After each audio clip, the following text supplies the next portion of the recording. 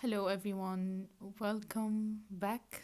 Welcome again to another video. If you feel scared all the time and you don't know why, if you feel that what's the purpose? Why do I have to live? I don't want this life. It doesn't matter. It doesn't make sense. Nothing makes sense. You don't know where you're going. You feel lost. You feel anxious all the time. It's like you're on a survival mode and you don't want it and you hate it and you start hating on everyone, even on yourself. This video is for you because I used to be that person. And in this video, I will tell you how I changed. So, the first thing that I did is I stopped worrying about things before they happen. I used to create the worst case scenarios always, all the times.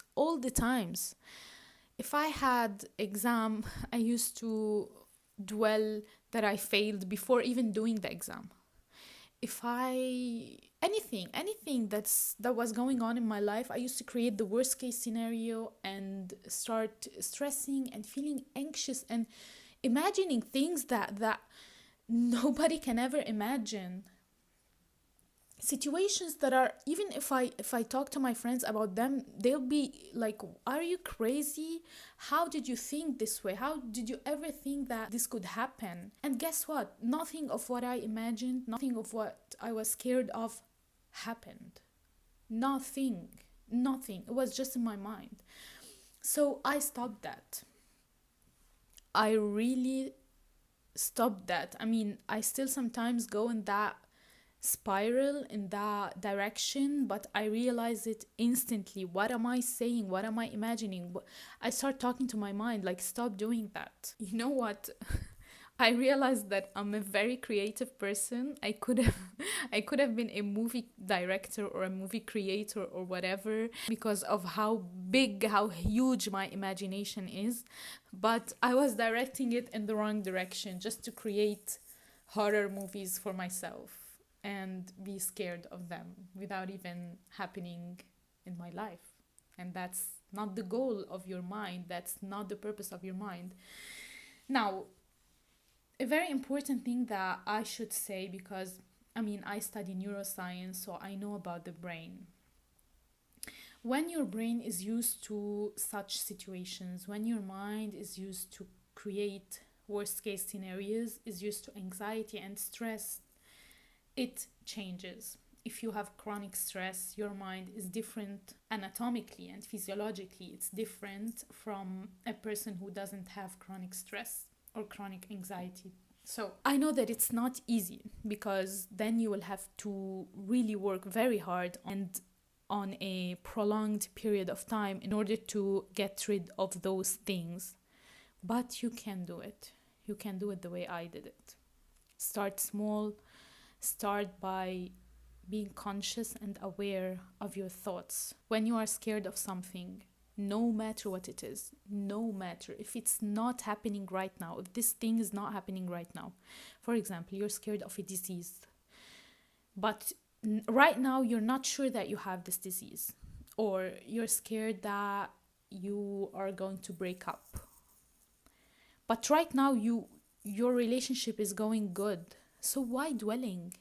Ask yourself, why am I dwelling over this thing that didn't happen yet and probably will not happen? You will see that to some extent you can manage this thing, and day by day, little by little, with being more aware and more conscious, you will reach a very good level of controlling your mentality, of becoming more positive than negative. Or at least, if I don't want to say you become more positive, but at least you will no longer be that negative, creating the worst case scenarios and living in fear that they might happen. The next thing that I did, and I think is really very, very important, is that I removed the word if from my mind.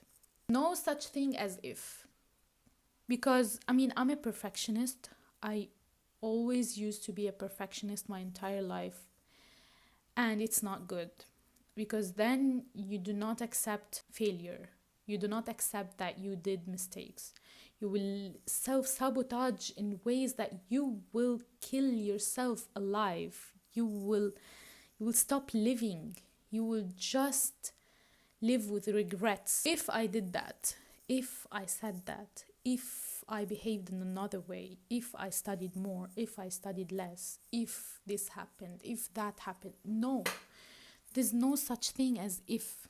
Your life is happening the way it is supposed to happen. Everything that happened in your life happened exactly the way it was supposed to happen. There's no other way, or there is no better way for everything that happened in your life to happen. It happened in the most perfect way for you as a unique human being. So let's go of the regrets. Let's go of the ifs. Anything that is in the past, even if it is 1 hour ago, even if it's 5 minutes ago, it's in the past.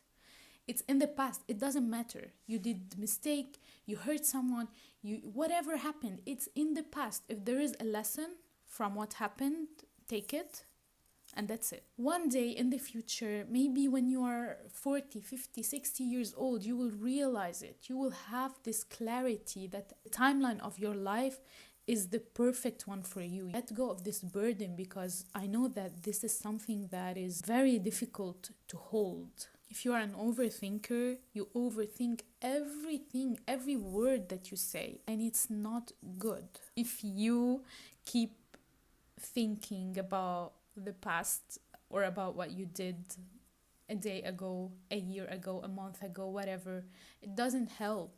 It doesn't help with anything but torturing yourself. Something happened, you did what you did, move on. That's it. Close the chapter and move on. It doesn't matter. Third thing that is really important and that changed everything about my life, it shaped my reality in a totally different way, is that I strengthened my relationship with God. And I changed my relationship with God. I started really trusting Him. And not only when I want something, not only when I'm sad, even when I'm happy. I trust Him with everything. I ask Him for anything that I want, and everything that I want. I complain to Him. You should really strengthen your relationship with God. He should really become your best friend. And imagine that this best friend can do anything you want and will never ever get bored from you and will listen to you no matter how silly you are being, how dramatic you are being. And he will always give you second chances. And the abundance that he can provide for you is limitless. And he created you and he loves you. And he knows what's best for you. If you have this relationship, why not strengthening it? Why not focusing on it? Why ignoring it? God don't need us. You should know that. He don't need any of us. He created everything and he don't need us. We need him. We need him. I need him. Personally, I need him because I feel his presence in my life. I feel that my life is very much easier, that I don't have to carry it all alone, that I don't have to worry because I can lean on him. I can cry for him and he will protect me. I trust him and I love him and he will provide for me. He will protect me. He will give me everything that I want. I just need to be close to him. Next thing that I also think is very important and I want to talk about is that you should know, guys, that all is good. In the end, all is good. We don't know nothing. We have zero wisdom compared to the wisdom of the universe. So why do you think that what is happening to you is bad?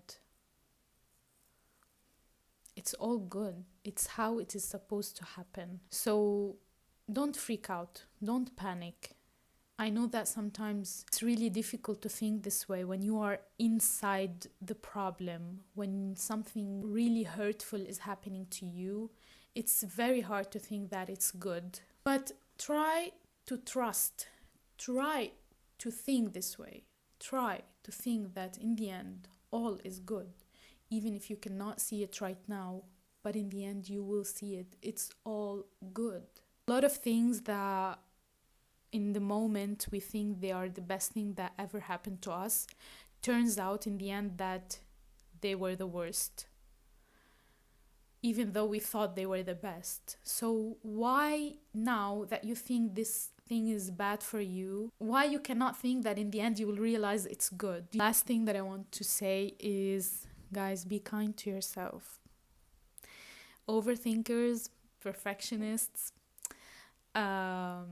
people who have big dreams and big goals, people with big hearts, with big minds, with creative minds, people who want to achieve a lot of things, people who are very hard on themselves, chill. Because when it hits hard, when those feelings are very high, the feelings of creativity and I want to achieve and do, and I don't want my life to be worthless, I don't want to grow old without doing anything. I know all this. I know all these thoughts because I have them. And when they hit hard, it's really difficult. It gets really difficult.